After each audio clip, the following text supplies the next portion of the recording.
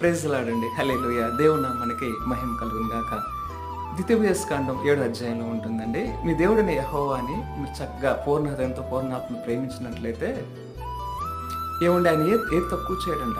నువ్వు ఇంట్లో నుంచి బయటకు ఆశ్రయించబడతా ఉంటావు. బయట నుంచి ఇంటికి ఆశ్రయించబడతా ఉంటావు. నువ్వు చేసే ప్రతి ప్రయత్నం దీవించబడతావంట. నీ గొర్రెల మందలు, మేకల మందలు నువ్వు ఆశ్రయించబడతావంట. అనేకమైన విషయాల్లో ఆశ్రయించబడతా ఉంటుంది.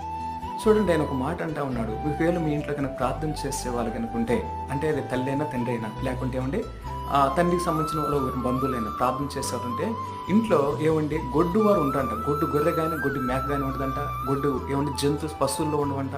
మనుషుల్లో కూడా ఉండదంటండి. గొడ్రాలా అని మిమ్మల్ని అనరంట. గొడ్రాలని ఏ ఆడ మనిషి అంటారంటండి ప్రార్థన చేస్తే. చూడండి ద్వితీయోపదేశకాండం 7వ అధ్యాయంలో ఉంటుంది. ఎంతో క్లారిటీగా ఉంటుందండి. మీరు కనుక దేవుని ప్రార్థన చేస్తే ఉదయం, మధ్యాహ్నం, సాయంత్రం నిత్యం ప్రార్థన చేసుకుని మీ పనులు కార్యక్రమం చేసుకుంటూ వెళ్ళిపోతున్నట్లయితే దేవుడికి మహిమ వచ్చి